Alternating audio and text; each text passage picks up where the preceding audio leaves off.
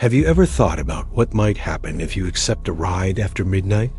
Research indicates that 27% of incidents involving ride-hailing apps occur between midnight and 4 in the morning, when the city seems abandoned and the streets are deserted.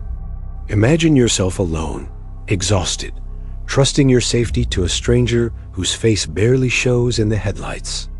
Today you will learn the true story of someone who made the same mistake and almost didn't come back. If you like this story, like it, comment on your impressions, and subscribe to the channel for more chilling stories. The lamp emits a yellowish glow, casting shadows in the corners of the room. You look at your cell phone and see 4 stars and 9. Driver 2 minutes away. Carlos M. says, "Good night. I'll be right there, front door, okay?" You reply, "Perfect. I'll be right down." Each creak of the bed reinforces the distressing silence. You slowly go down the stairs and remember the empty hallway. Outside, the car waits with its headlights flashing irregularly, promising safety and at the same time, warning of danger. You leave the house and feel the cold wind blowing in your face. A streetlight flickers every 3 seconds and projects unstable silhouettes on the graffitied walls. Carlos opens the car door without saying anything. The smell of disinfectant fills the stuffy air. You sit down, adjust the hood, and look at the driver. You say, "Good evening." Carlos looks in the rearview mirror and asks, "Good evening, destination?" You say, "Rua das Flores, 237. The silence returns, heavy as lead. Every second until departure is a countdown to what is to come. The car heads towards the center and the radio plays muffled background music. The air conditioning blows cold on the back of your neck. Carlos, without looking at you, says, "I'm going to take a shortcut." You feel your heart racing and reply, "Oh, it's okay. The city lights give way to fog and emptiness." With no GPS signal, you fumble for your cell phone, but you don't dare question it. Every mile you drive seems to take you into forbidden's territory. Your cell phone vibrates on the console, and you hear your friend's voicemail. Your friend says in the audio, "Hey, are you here? Be careful. I saw strange things in that neighborhood." You type, "I just got here. Thanks for the warning." The reflection of the screen on the windshield creates the illusion of another pair of eyes watching you. Silence returns abruptly, and your friend's warning grows in the air. The road narrows, and huge potholes swallow the tires. Spaced poles cast circles of dim light. Broken security cameras stare at the asphalt. You try to keep your voice calm and ask, "Why this street?" Carlos replies, "Less traffic here." Each jolt makes your stomach churn. The paper map on the dashboard moves like an omen, confirming that you've hit a dead end. Your cell phone rings loudly on speakerphone. The Uber attendant on the recording says, "Sir, a detour has been identified. Please confirm your destination."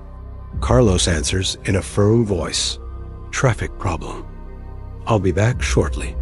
The busy signal drops, but the uneasiness remains. You lean your forehead against the cold glass and try to imagine what's beyond the dark windows. Carlos turns left and enters a dirty alley. Graffiti-covered walls and piles of rubble block part of the way. The smell of mold and trash fills the air. Carlos laughs softly and says, "Don't worry, I know this place." You whisper, "It doesn't look safe." The engine screeches as the car bounces over the rubble. Your instinct screams to run, but your voice cracks in your chest. 2 dark cars partially block the street. Brake lights reflect off the bodywork. Beside you, a man in a worn-out coat lights a cigarette and watches you indifferently.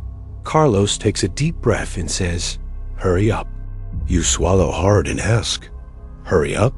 His hand trembles slightly on the steering wheel. You feel there is no easy way out here, only a trap closing in.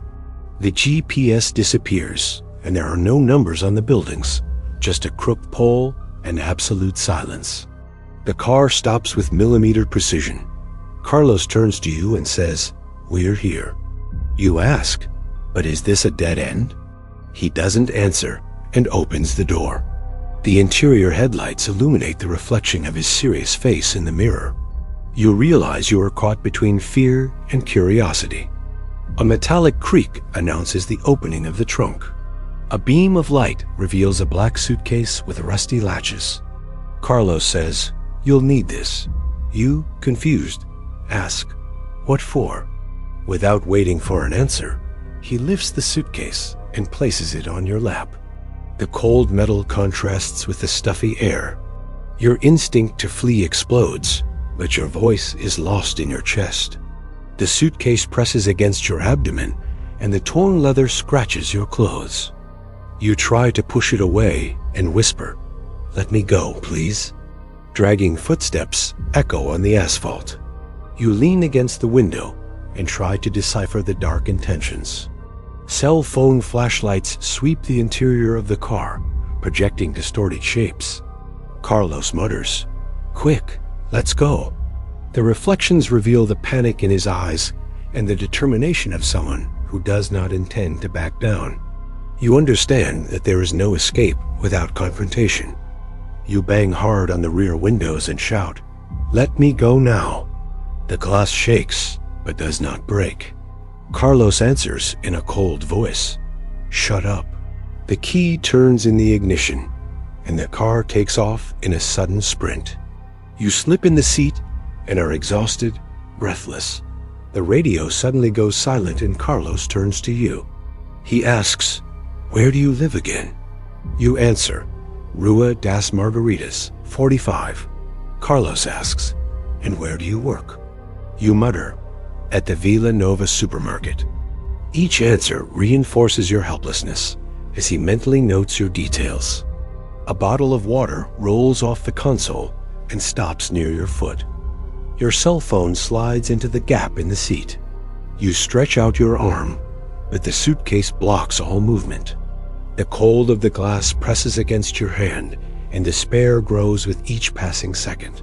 The car brakes suddenly, and you are thrown forward. Your head hits the headrest, and you groan. "Ooh." Lights flicker on the windshield and show the wet asphalt under a weak streetlight. The car remains motionless, as if waiting for a signal. The back door creaks and opens a narrow crack. Blades of tall grass brush against the sheet metal. Restrained footsteps sound outside. You whisper, "Anyone there?" A slender silhouette appears, and you feel a glimmer of hope. Two men push the door into the car and release the back seat. Carlos jumps into the front seat. You look at the face of one of them and recognize familiar eyes. Your friend smiles coldly and says, "Surprise." The shock eats away at your soul, and you realize that you trusted someone you never should have. You wake up under fluorescent lights. Every muscle aches, and your arm is in a cast. The monitor beeps and beeps rhythmically, reassuringly. Your friend remains expressionless by your bedside. You smile weakly and ask, "Why did you do that?" He remains silent. The weight of what is unsaid is more painful than any words. Never accept a ride after midnight, no matter how harmless it may seem. Sometimes the greatest danger comes from familiar faces and everyday situations. Have you ever experienced something similar? Tell us about your experience in the comments. Like, share this video and subscribe to the channel for more real stories that will give you goosebumps at night.